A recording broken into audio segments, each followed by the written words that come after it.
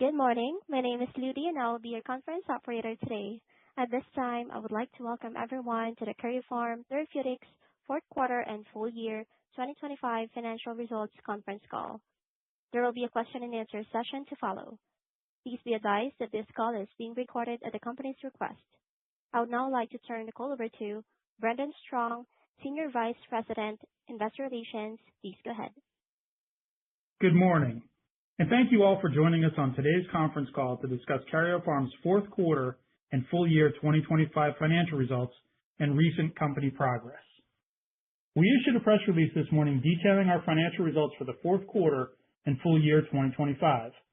This release, along with a slide presentation that we will reference during our call today, are available on our website. For today's call, as seen on slide 2, I'm joined by Richard, Reshma, Sohanya, and Lori, who will provide an update on our results for the fourth quarter and full year of 2025 and discuss recent clinical developments.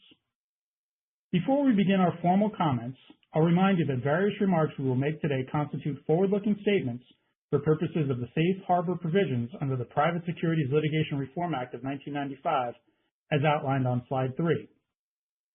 Actual results may differ materially from those indicated by these forward-looking statements as a result of various important factors, including those discussed in the Risk Factors section of our most recent Form 10-Q or 10-K on file with the SEC, and in other filings that we may make with the SEC in the future.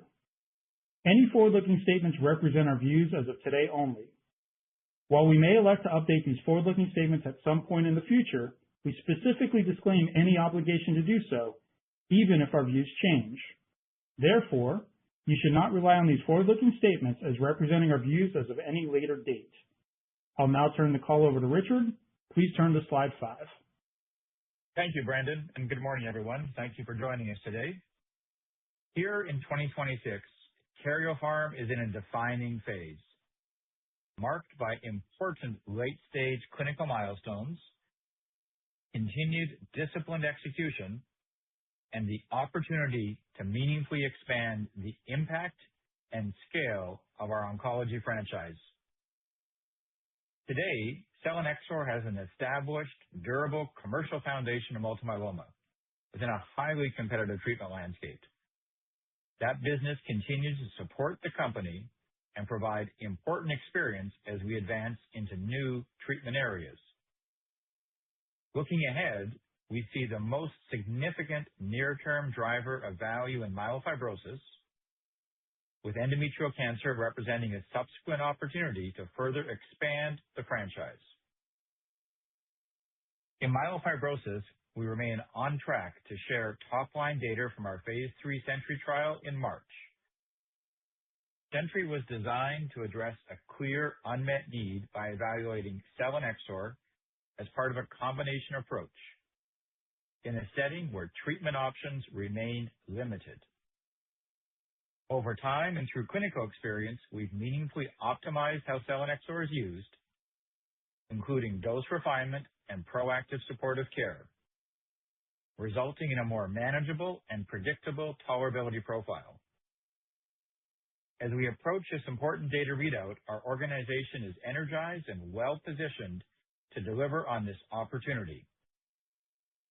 In endometrial cancer, we remain on track to report top-line data from our phase 3 XPORT-EC-042 trial in mid-2026.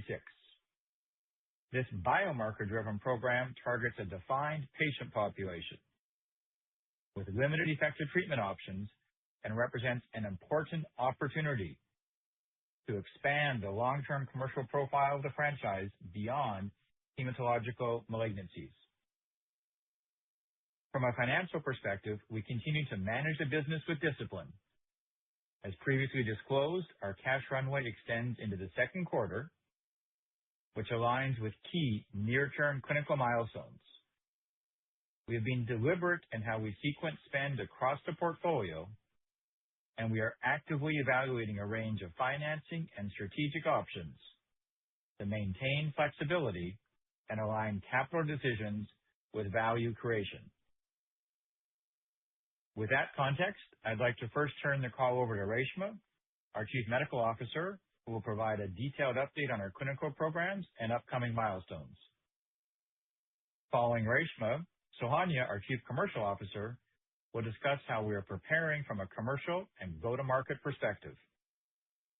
Then Lori, our Chief Financial Officer, will review our financial results and discuss our financial guidance for 2026. After those updates, we'll return for additional discussion and Q&A. Reshma? Thank you, Richard.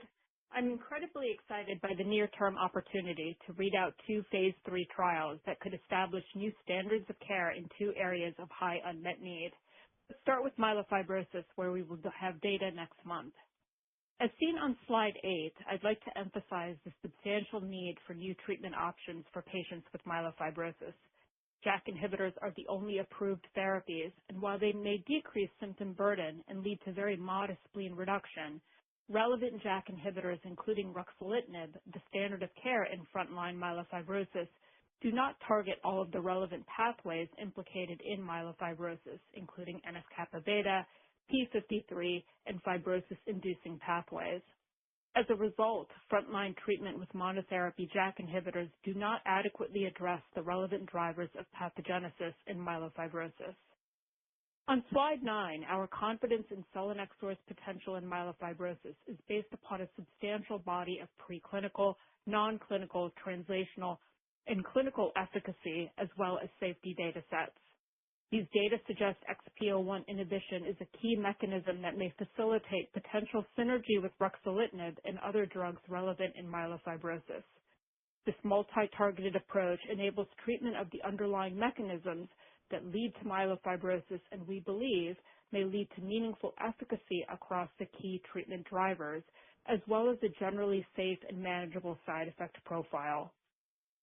As seen on slide 10, while JAK inhibitors directly inhibit the JAK-STAT pathways, multiple other pathways downstream of JAK-STAT support malignant clone proliferation and survival, bone marrow fibrosis, cytokine storms, and proliferation of abnormal megakaryocytes. These pathways include NF-kappa beta, PI3 kinase, AKT-mTOR, and TGF-beta. A multifaceted approach with dual XPO1 and JAK inhibition simultaneously target upstream and downstream effectors of the JAK-STAT pathway, ultimately enabling apoptosis or cell death of the malignant clones.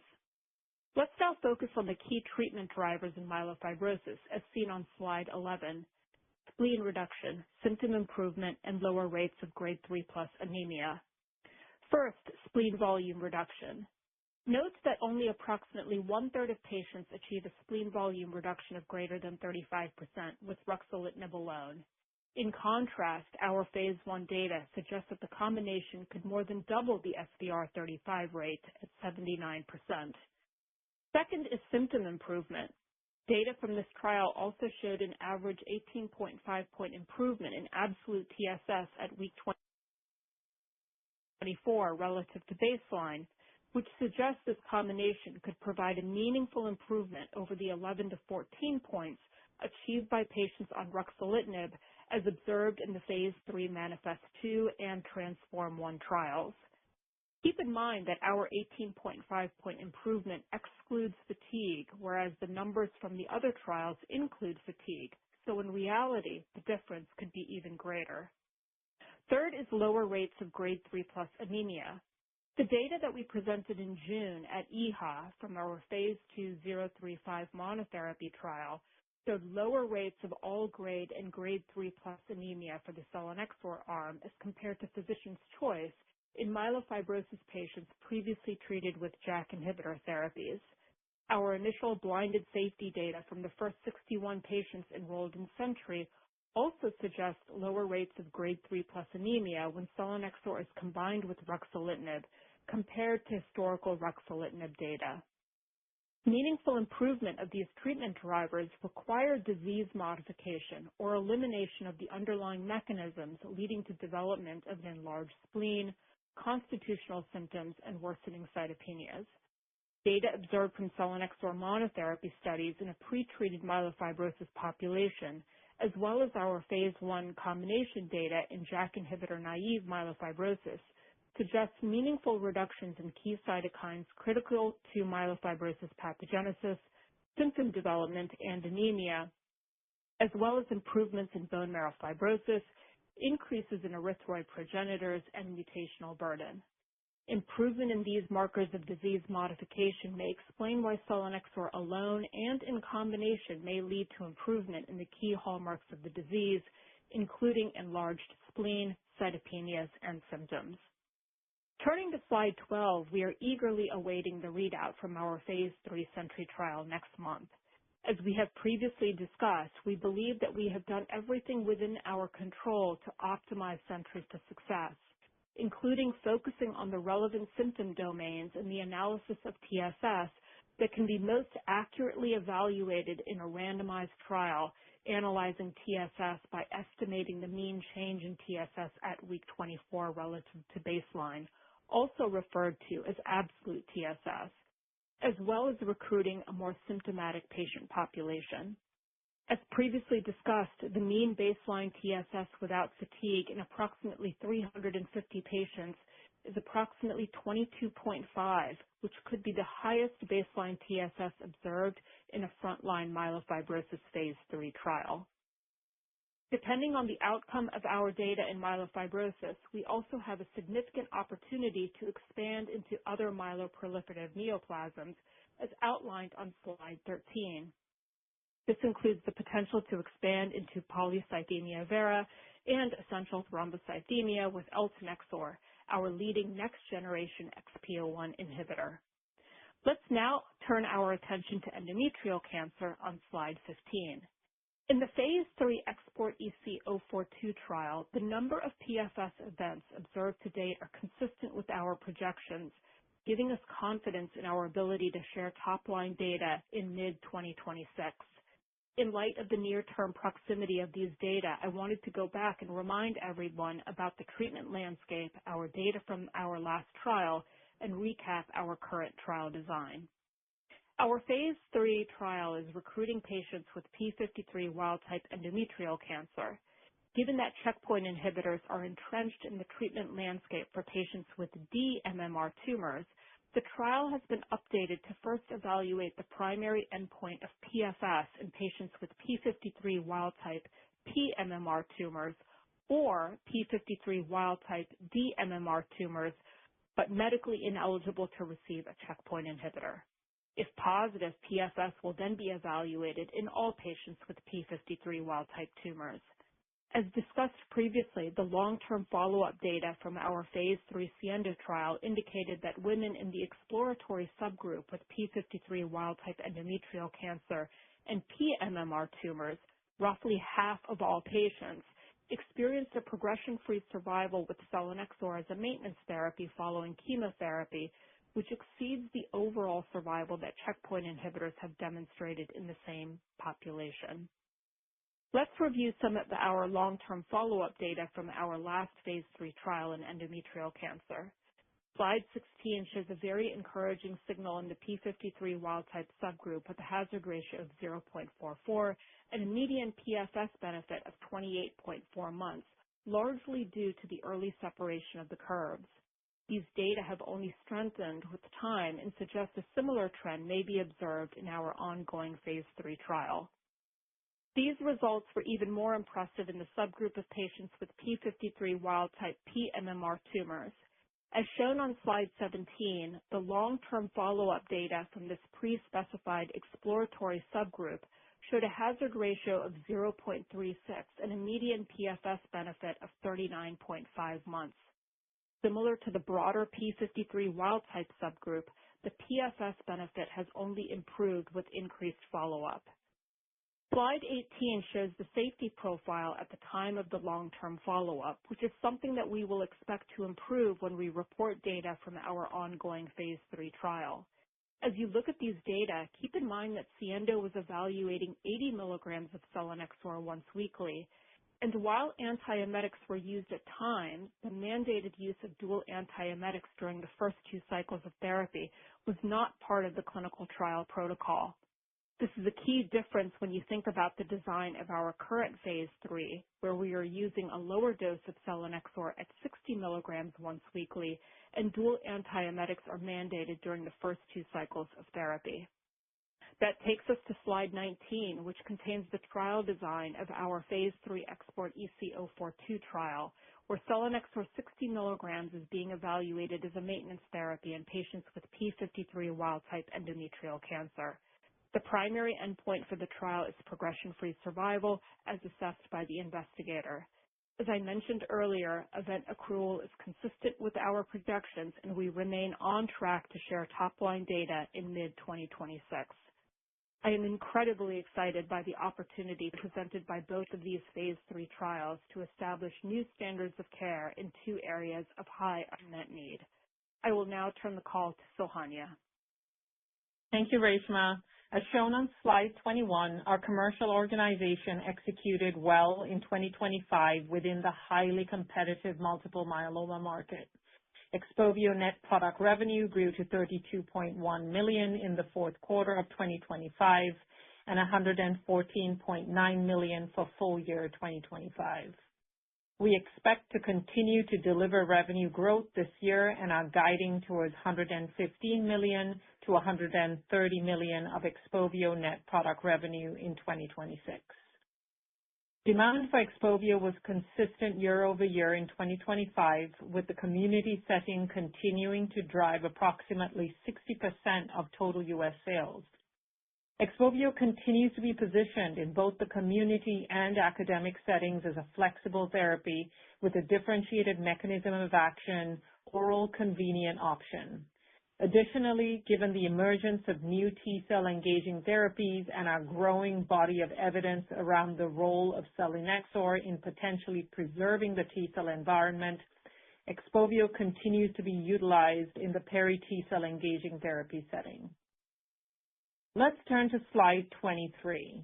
As we work to expand beyond multiple myeloma, let's now focus on myelofibrosis, where selinexor has the potential to play a very different role, where the patient populations, competitive dynamics, the dose of selinexor, and potential impact on patients are fundamentally different. This is why our commercial opportunity in myelofibrosis is so much greater. Taking a closer look at dosing and patient population differences between the two diseases, it's important to recognize that the side effect profile often associated with XPOVIO stems largely from its use at higher doses in multiple myeloma following our initial approval. Those historical concerns don't accurately reflect how selinexor is expected to be used at a lower dose with dual antiemetics in frontline myelofibrosis if approved. The other fundamental difference between the two diseases is the unmet need and competitive landscape. In myelofibrosis, the only treatment options that patients currently have are JAK inhibitors, with ruxolitinib monotherapy being the standard of care for the past 15 years, and only about one-third of patients that receive ruxolitinib achieve a spleen volume reduction of 35% or more, with two-thirds of patients not adequately responding. As Reshma outlined, our data highlights our opportunity to meaningfully improve patient outcomes by increasing the proportion of patients that achieve rapid, deep, and durable spleen volume reduction, as well as symptom improvement and lower rates of grade 3+ anemia, while also potentially modifying the underlying disease. Slide 24 provides an overview of our opportunity to be the new market leader with the first ever frontline combination therapy as we combine with the current market leader to offer better outcomes for patients. As you look at the overall prevalent market, there are 20,000 patients living with myelofibrosis in the U.S., which represents a multi-billion-dollar marketplace, with approximately 6,000 newly diagnosed patients each year. Our commercial efforts will focus on the approximately 4,000 newly diagnosed patients with intermediate to high-risk myelofibrosis that have a platelet count above 100,000. Based on the market research that we have conducted, 75% of physicians expressed intent in treating patients with a combination therapy. For duration, we're assuming that we can improve upon the 13-month real-world duration of treatment for ruxolitinib. Taking all of this into account, we believe that our peak revenue opportunity may approach $1 billion annually in the U.S. alone. Turning to slide 25, we have the capabilities in sales, market access, marketing, and medical affairs to support a launch in myelofibrosis. The team that we have assembled has deep experience in hematological oncology and rare disease launches. This group, plus the robust teams that support them, will allow us to launch rapidly. Our current sales organization has deep relationships and experience with accounts that will be key to our launch. As outlined on slide 26, 70% of myelofibrosis patients are treated in the community setting. The majority of these patients are treated at 5 large community networks, such as US Oncology and Florida Cancer Specialists, and approximately 200 other large community accounts. Academic institutions represent the other 30% of patients, and more than 70% of these patients are treated at the top 50 academic institutions.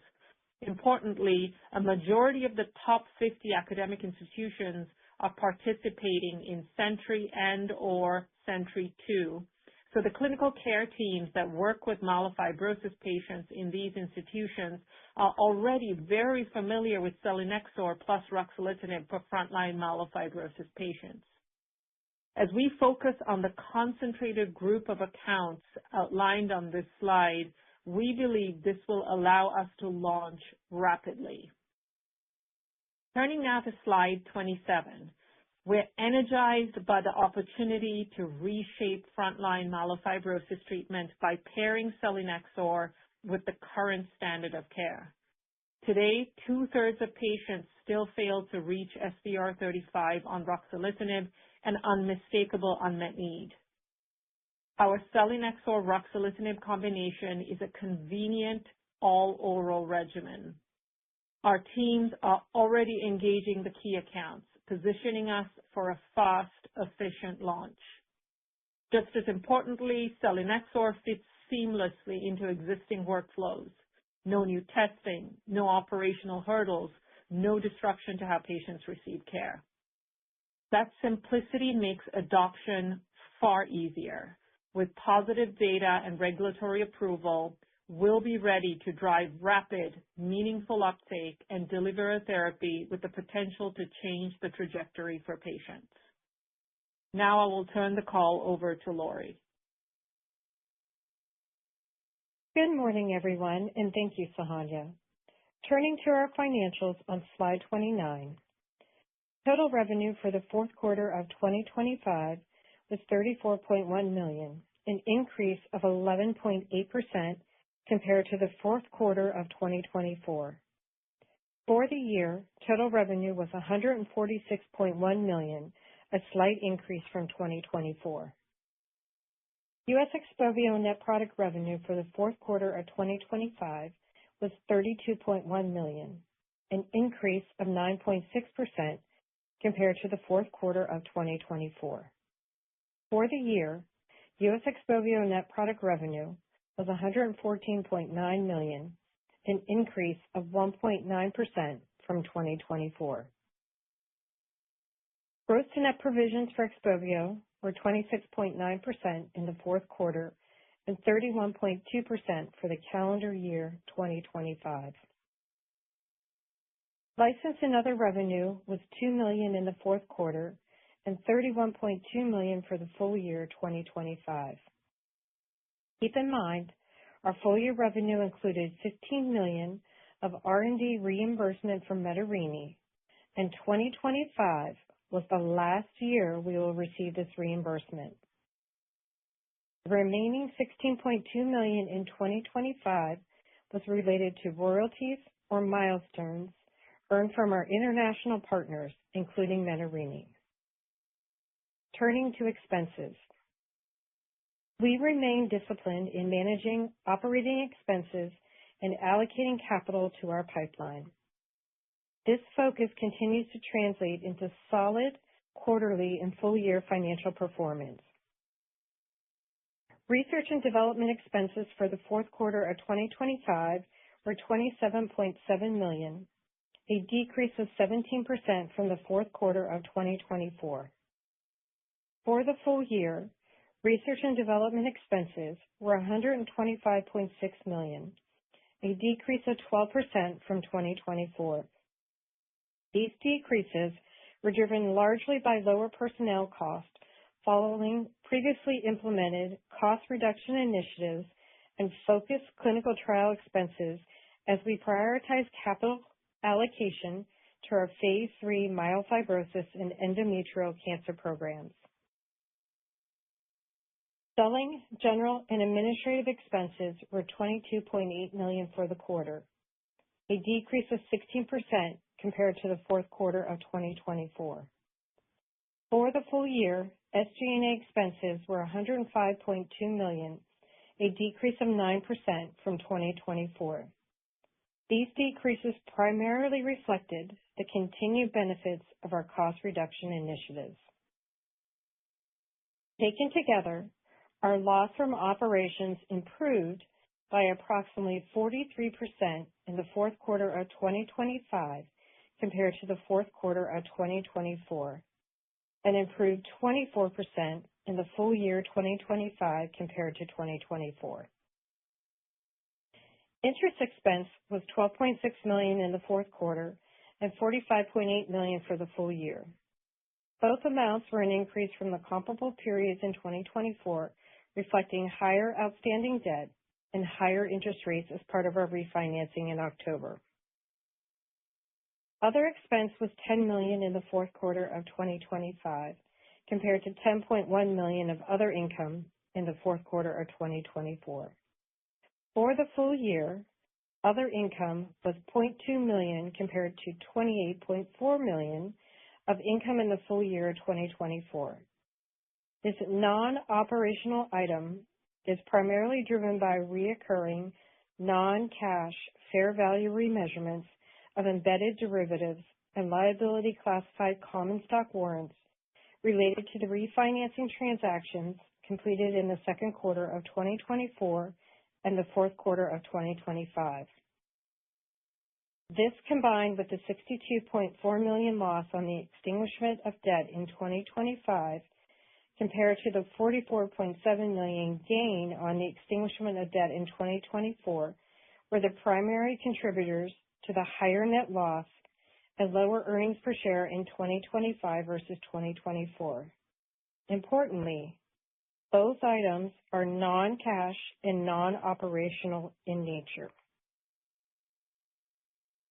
As a result, we reported a net loss of $102.2 million, or $5.71 per share on a GAAP basis in the fourth quarter of 2025, and a net loss of $196 million, or $17.93 per diluted share for the full year 2025. More than half of the full-year loss was driven by below-the-line items, including the loss on extinguishment of debt and interest expense, which are largely non-cash in nature. Excluding these items, our underlying operating performance continues to demonstrate meaningful improvement. Finally, we ended the year with $64.1 million in cash equivalents, restricted cash, and investments, compared to $109.1 million as of December 31st, 2024. Based on our current operating plans, our guidance for the full year of 2026 is as follows. Total revenue of $130 to $150 million, consisting of US XPOVIO net product revenue and license, royalty, and milestone revenue expected to be earned from our partners, primarily Menarini and Antengene. US XPOVIO net product revenue to be in the range of $115 to $130 million. R&D and SG&A expenses to be in the range of $230 to $245 million. We expect our existing liquidity, including the revenue we expect to generate from XPOVIO net product sales, as well as revenue generated from our license agreements, will enable us to fund our current operating plans into the second quarter of this year. I will now turn the call back to Richard for some final thoughts. Thank you, Reshma, Sohanya, and Lori. As we've discussed today, Karyopharm is well positioned as we approach pivotal data that will inform the next phase of the company. We have a durable commercial foundation of multiple myeloma, and we are approaching pivotal data from our late-stage clinical programs that have the potential to significantly expand the role and impact of our oncology franchise, beginning with myelofibrosis in March and extending into endometrial cancer in the middle of this year. We've continued to refine how our programs are developed and executed, applying clinical experience, optimizing how our therapies are used, and ensuring our phase 3 programs reflect what we believe is the right balance of efficacy and tolerability for the settings we are targeting. From a capital perspective, we remain disciplined and deliberate. We are managing the business with a clear focus on near-term value-creating milestones while maintaining flexibility and optionality as we consider financing and longer-term strategy. Ultimately, our priorities are straightforward: execute well, generate high-quality data, and allow these results to define the next phase of the company. We believe this approach best serves patients, investigators, and shareholders alike. We'll now open the call for questions. Operator? Thank you. And ladies and gentlemen, we will now begin the question and answer session. To ask a question, you may press star followed by the number 1 on your telephone keypad. If you're using a speakerphone, please pick up your handset before pressing the keys. To withdraw your question, you may press star followed by the number 2. And we kindly ask you to please limit yourself to 1 question and 1 follow-up. With that, our first question comes from the line of Colleen Kusy with Baird. Please go ahead. Great. Good morning. Thanks for taking our questions and congrats on all the progress. We're excited for the upcoming data we'll see next month. Maybe we can start there. Obviously the 60 mg data has, that we've seen so far has been best in class. I think as a lot of people are doing a little bit more work ahead of the readout, there's been some questions coming up from investors on just on the 40 mg dose and the data we've seen there. So maybe can we start there? Just any notable difference in exposure? Anything else you think is driving that difference in activity that you've seen for the 40 mg versus the 60 mg in the phase 1? Thank you. Yes, thanks, Colleen. I think obviously our dose is focused on the 60 milligrams and looking at our phase 3 trial, but I'll let Reshma maybe just talk to that broadly, but I think people should be very focused on the data, efficacy, safety, and tolerability we have with the 60 milligram in combination with Rux. Resh? Yeah, thank you, Colleen. Thank you, Colleen and Richard. So it goes back to our phase 1 data in which we evaluated both the 60 milligram as well as 40 milligram. And when you look at the efficacy and safety, there's a clear benefit risk in favor of the 60 milligram cohort as compared to the 40, largely due to the fact that efficacy, both from an SVR as well as TSS, was maximized in the 60 milligram group as compared to the 40 milligram group. Now, when you look at the safety, though, you don't see as stark of a difference, right? Numerically, yes, both the heme and non-hemes are slightly higher with the 60 milligram as compared to 40, but you don't see that substantial dose response as compared to, again, what I described in the efficacy. So in total, again, when you look at the efficacy and safety data, it really is in favor of that 60 milligram group.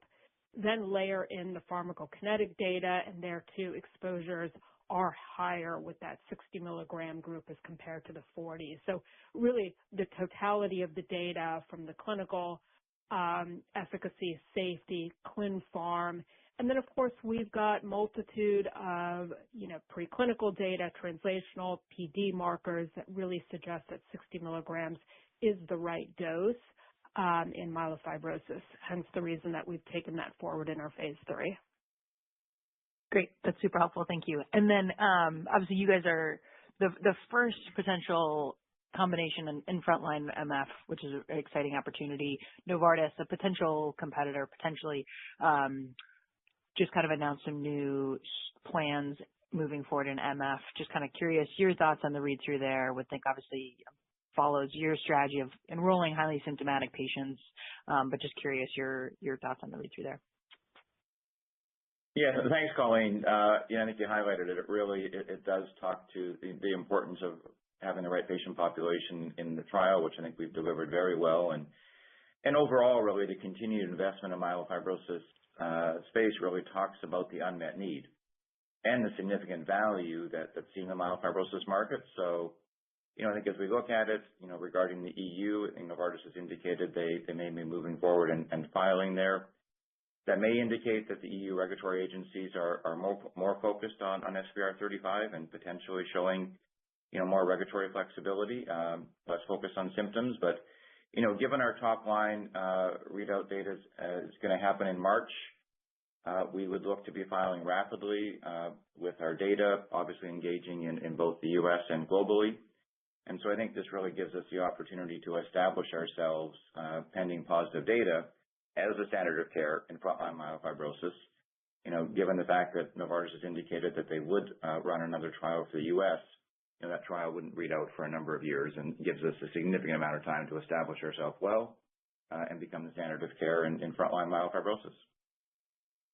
Awesome. And then one more quick one, if I can. Just if you could expand the comments a little bit about the strategy for eltanexor and other MPNs if MF is positive, just what the strategy would look like there and what the IP is. Could you remind us for eltanexor versus selinexor? Thank you.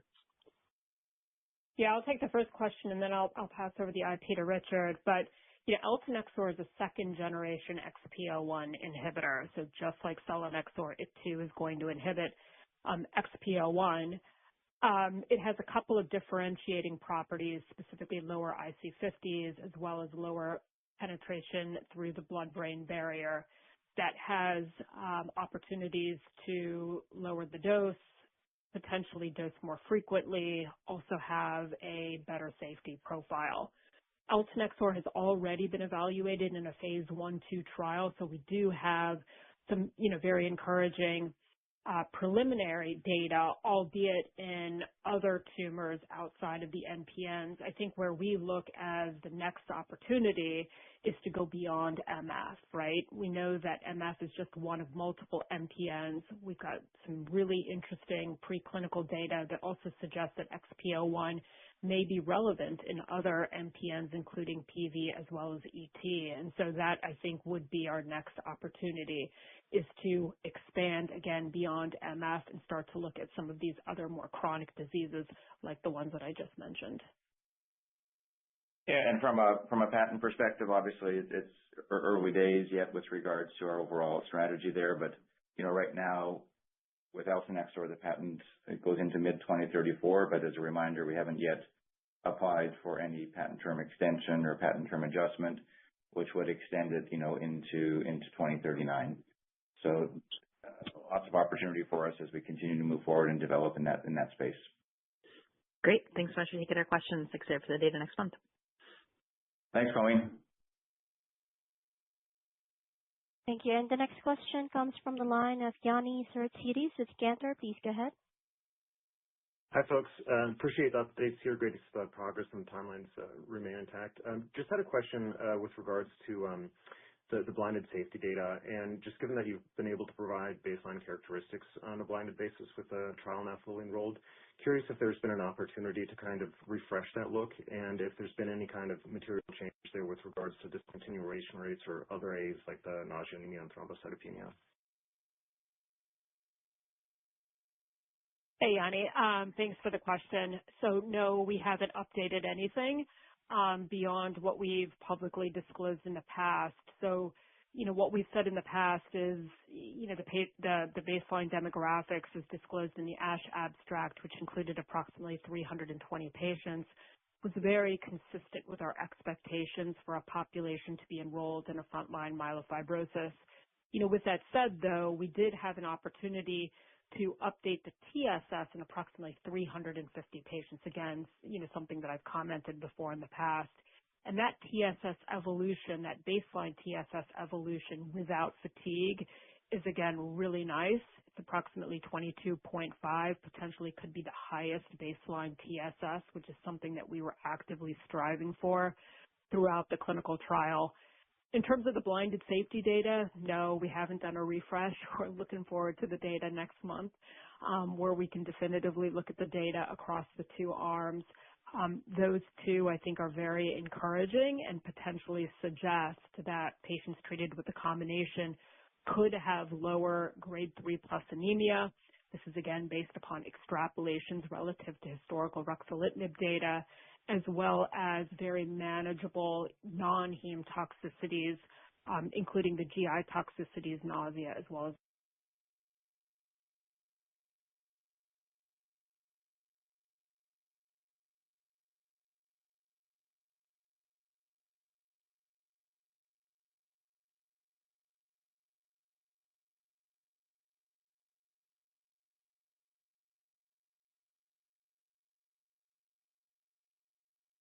Elaborate there, what is kind of the general protocol, and if there's any kind of high-level view that you can provide with regards to Rux dosing and how in line it is with the label?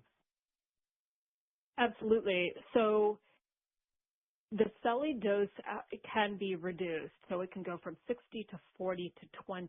And then, yes, of course, if the AEs persist, it can be discontinued. Those dose modification guidelines are well specified within the protocol. The ruxolitinib dose modifications are really based upon the country's local label, right, which by and large are very consistent with the U.S. PI.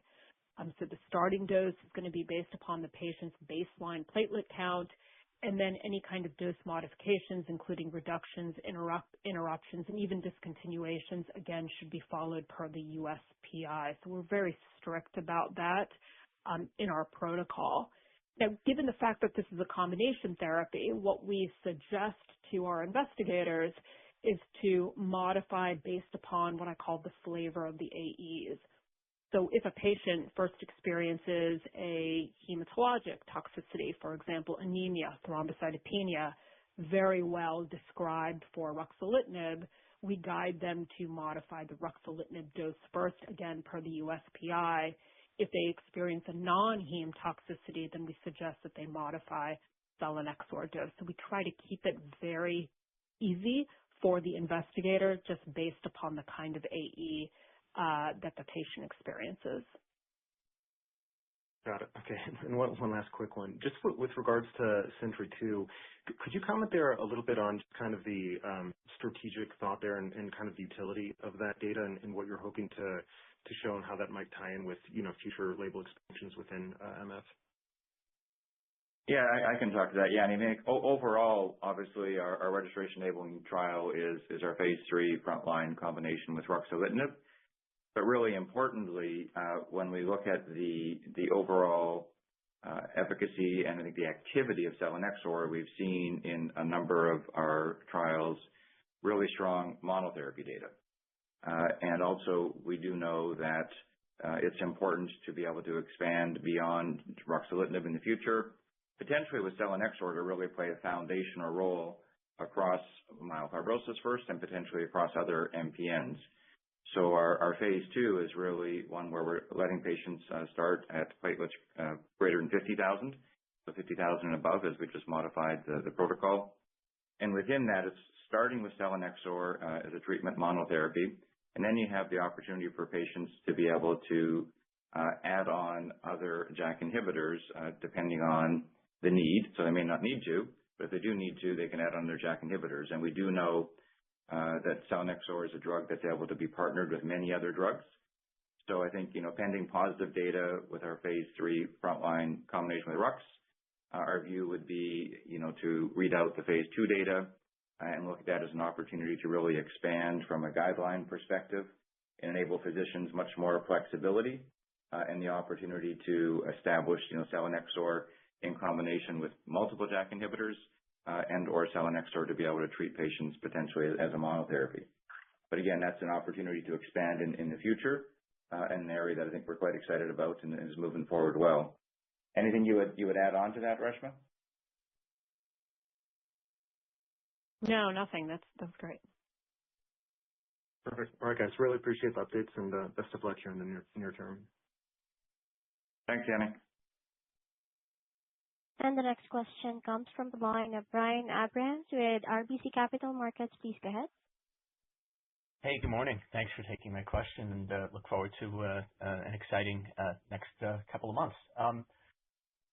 You reported the phase 3 baseline characteristics at the ASH conference in an abstract, and it looks like if you look at the risk status, if you look at spleen volume, the patient population looks somewhat milder than what was in the phase 1/2. And then while I think you pointed out that the TSS score is actually substantially higher, there is a pretty wide range, including patients going down to scores as low as 2. So can you maybe talk about what some of those similarities but also differences might mean with regards to the potential to show as wide a delta in the phase 3? Thanks. Sure. Thanks, Brian. So you are correct, right? Sort of like if you compare the patient populations in the phase 3, phase 1, I would agree. It is a little bit milder. I think the other aspect that is different is even the baseline hemoglobin, right? So it was approximately 10 grams. The median was 10 grams in the phase 1. It's approximately 11 grams in the phase 3. So I think by and large, right, yes, this potentially could be a less sick patient population. With that said, though, I don't think it's going to have any impact on the efficacy, right? And I say that because even when we look at the subgroups from our phase 1, from an SVR perspective, there really is a very nice consistency, including across all of the depths from INT1 all the way up until high risk. And even by hemoglobin. So I think it really suggests that there can be meaningful benefit across all of the different subsets of patient populations to, of course, people that are going to have far more difficult to treat disease versus those that have a little bit more mild disease. Yeah. No, that's really helpful. Thanks. And then do you have any sort of updated feedback from either KOLs or from regulators on that's maybe shaped your view on what might be a reasonable threshold for symptomatic improvement, just in the case that you show statistically significant spleen reductions but don't quite get to statistical significance on symptoms? What would be the bar to still potentially proceed with a filing, assuming there aren't any safety surprises or anything like that? Sure. So our goal is to really show statistical significance for both SVR as well as absolute TSS, right? Those are the bars that are included in our statistical analysis plan as well as, discussed with the FDA. We think that profile, again, statistically significant improvement both for the SVR, TSS in the context of a very manageable safety profile is really the ideal profile for a new combination therapy, the only combination therapy that would be available for these patients with MF. Take it one step further. When we talk to our KOLs, right, they do emphasize that SVR is going to be their primary treatment driver, largely because there are, multiple data sets, multiple, meta-analyses that really suggest that the deeper, the more rapid, the more durable the SVR that can be achieved, the more that it may correlate with long-term outcomes. So they're very focused on that spleen volume reduction. And while they say, yes, symptoms are important, really for them, they just want to see some kind of benefit above and beyond ruxolitinib. So again, I think even if you have that outcome in which SVR is positive, TSS is numerically improved, that is a profile that they would be very happy with, and clearly would even advocate for the NCCN guidelines to adopt. So, I think that's very encouraging from their perspective and a very important voice, right, in the MF space From a regulatory perspective, they've never commented, right? They've never commented on what that minimum delta would be. I think statistical significance is what we're striving to achieve here. Got it. That's super helpful. And then maybe one more, if I could squeeze it in. Could you just remind us on the regularity of I guess, DSMB or interim safety looks here, and whether or not you would expect that would pick up on any imbalances in transformation? Thanks. Yes. So the DSMB does evaluate the data on a regular basis, approximately every 4 to 6 months.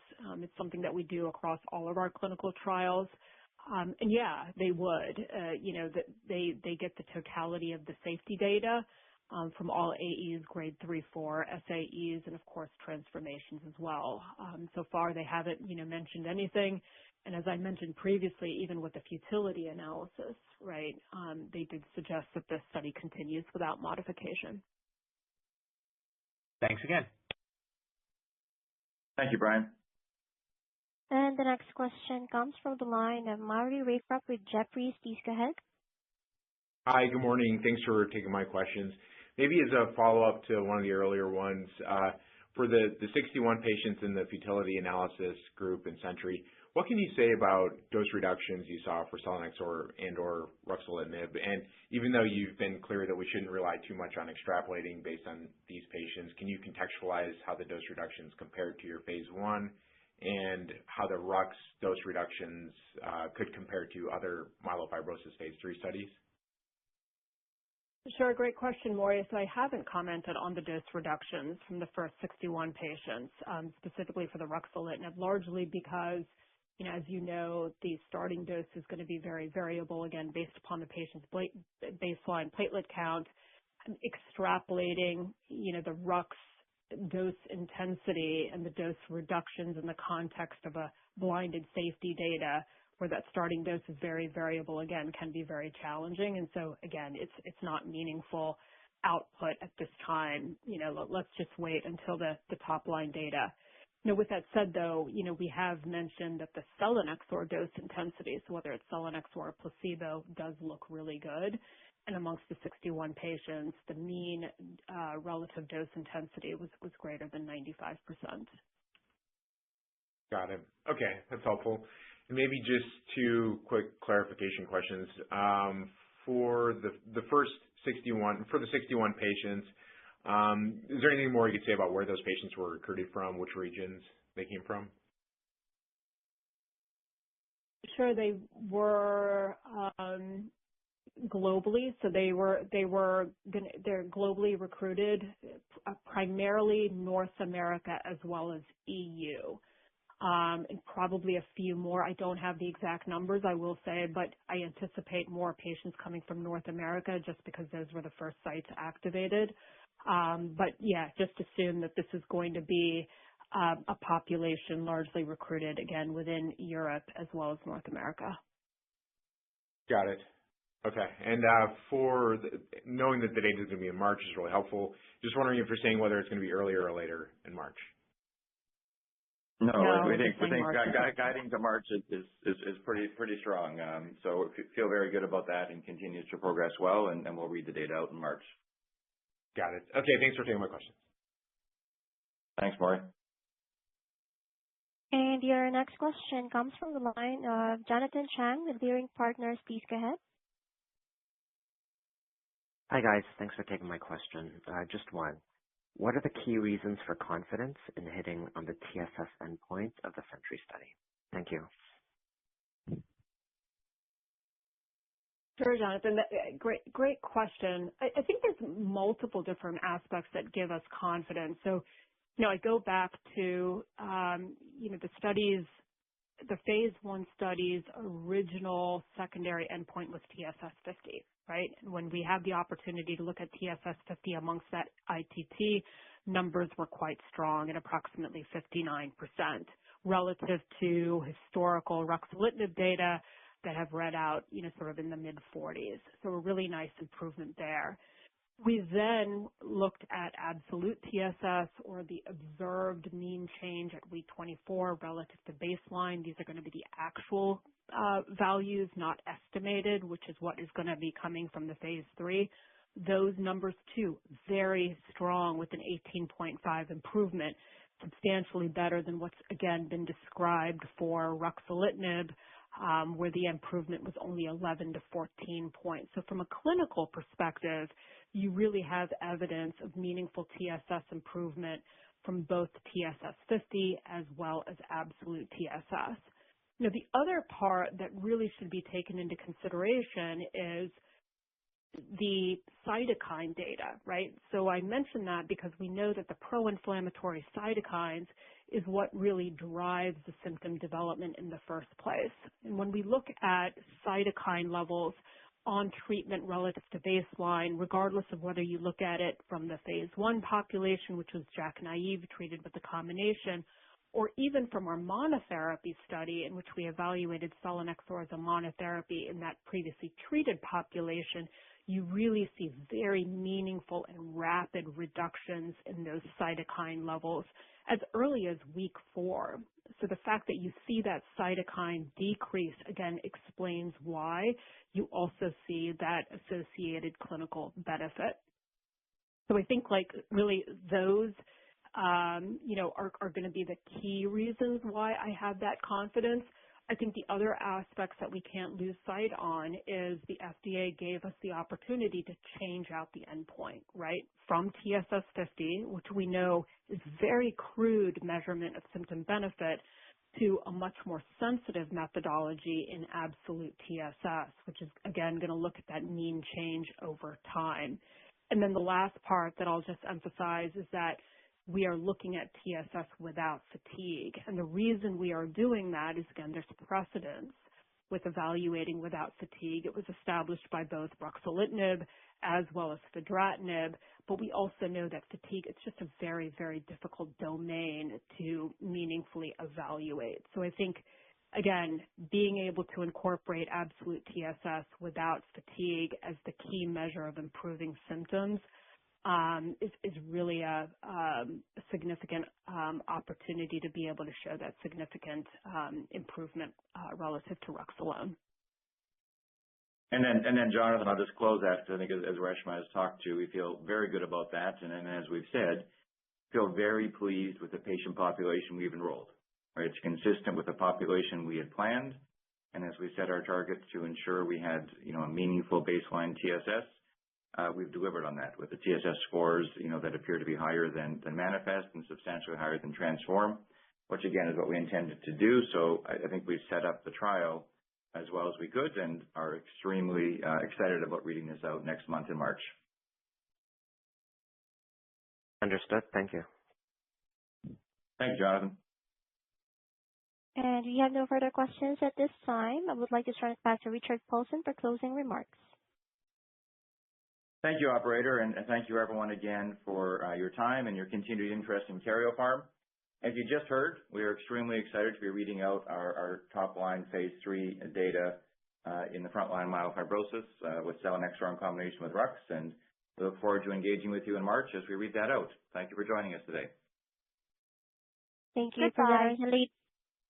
Ladies and gentlemen, this concludes today's conference call. Thank you all for joining. You may now disconnect.